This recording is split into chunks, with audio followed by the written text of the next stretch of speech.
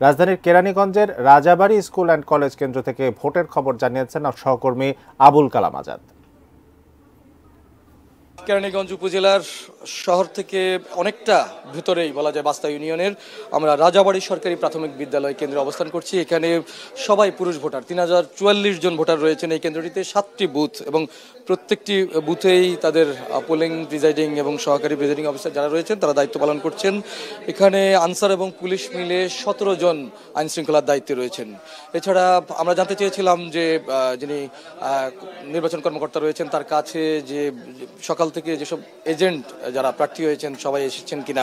বলেছেন যে দুজন অন্যতম প্রতিদ্বন্দ্বী চেয়ারম্যান প্রার্থী যারা রয়েছেন আনারস প্রতীক এবং কাপ পিরিচ প্রতীকের, তাদের দুজনেরই এজেন্ট এসেছেন। আরেকজন ভাইস চেয়ারম্যান আর মহিলা ভাইস চেয়ারম্যান অর্থাৎ মাইক এবং কলস প্রতীকের এজেন্ট এসেছেন। এছাড়া আর অন্য কোনো প্রার্থীর এজেন্ট তারা আসেননি। তবে সকাল 8টায় ভোট গ্রহণ শুরুর পরই এই কেন্দ্রটিতে পুরুষ ভোটাররা একে একে দলে দলে আসতে শুরু করেছেন এবং তারা তাদের কাঙ্ক্ষিত ব্যক্তিকে বা প্রত্যাশিত যে প্রার্থী তাকে ভোট দেওয়ার সুযোগ পাচ্ছেন।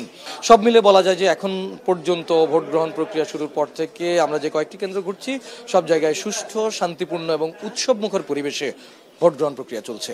তা এখনকার মতো এই ছিল আমার কাছে সবশেষ।